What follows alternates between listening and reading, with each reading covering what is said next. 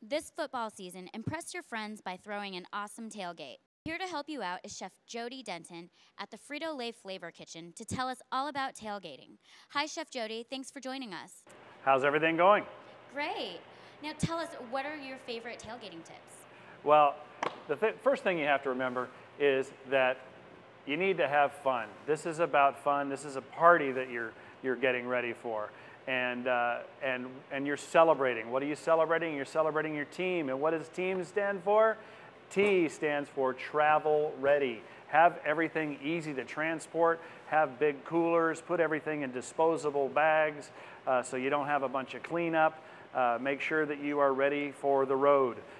E stands for easy eating. Get everything done ahead of time. Don't leave yourself a bunch of work at the tailgate because you're going to miss the fun. You're going to be stuck over the grill or cutting board and prepping. A stands for all weather. Be prepared and watch that forecast. If it says it's going to be raining, get yourself a pop-up canopy or some umbrellas, but be ready and pay attention to the forecast or you might be sad.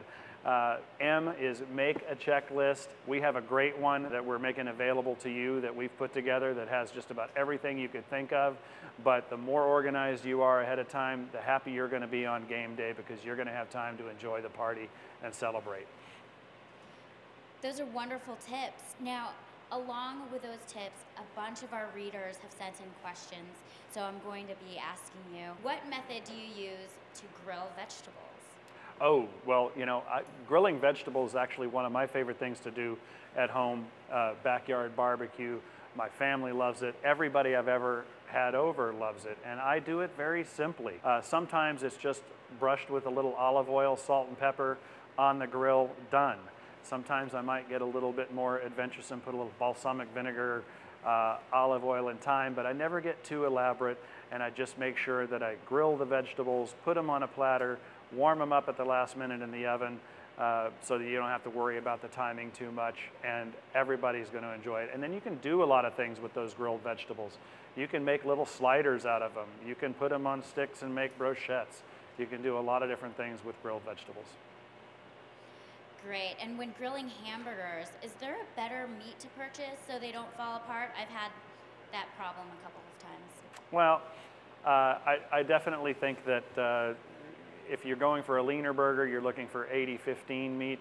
If you're going for a little more juicy burger, you're doing 80-20. But one of the things that you might want to consider doing is, I've heard a lot of schools of thought, some people don't like to mess with the meat too much. If you're worried about falling apart, then work the meat a little bit before you make it into a patty. That actually helps to keep it bound together on the grill.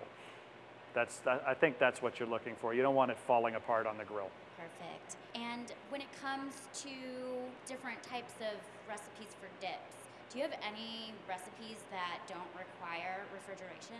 Well, you know, it's funny that you should ask because I happen to have a really great dip. I always kind of maintain party readiness at my house. So I've always got a bag of Tostitos tortilla chips in the cupboard with my favorite salsa. But for me, I like to not just open the jar of salsa and pour it into the bowl. I like to jack it up a little bit. So I'll start with something that's already fantastic, like Tostitos restaurant style salsa.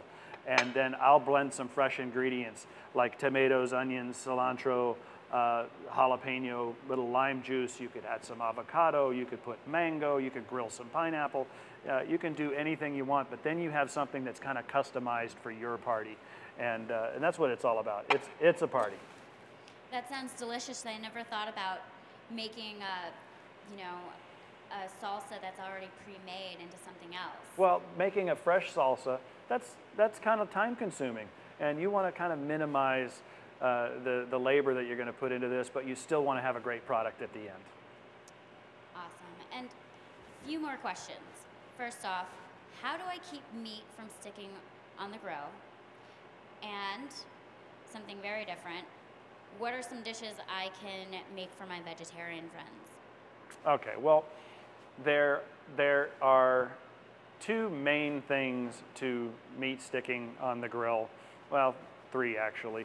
It helps if your grill has really good heavy cast iron grates, but a lot of grills have thinner stainless steel grates. No worries, we can get around that.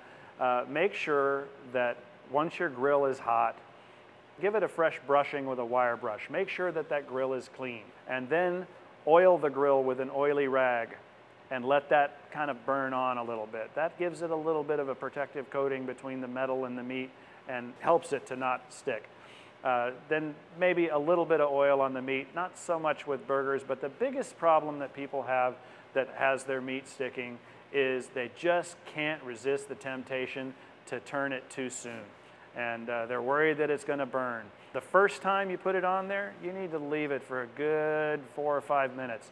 Then you can turn it, flip it, do what you want. But that first time, let that meat caramelize on there, and then it won't stick on you. Perfect. And for my vegetarian friends, what would you, I guess, Well, recommend for some recipes? like I said before, if you're going to be grilling vegetables, those can be very versatile. One of the things that I like to do now in this particular case, I'm making a quesadilla with barbecue chicken, but I could just as easily make this with grilled vegetables and satisfy everybody. This tortilla has been sprayed with a little bit of pan spray on the bottom, and I laid it on aluminum foil that's going to go straight on the grill.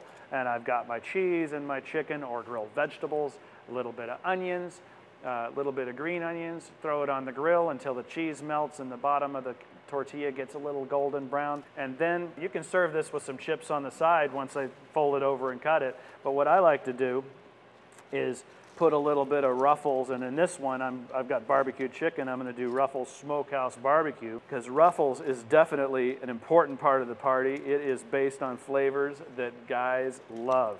And this Smokehouse Barbecue, I'm going to just fold it over and crunch it down, and then when I cut it, you can just hear the crunch, and that makes a fantastic little appetizer or a small taste as one of many small tastes that you're going to serve to your guests. These all sound so great. Thank you so much for all of your tips. It's my pleasure.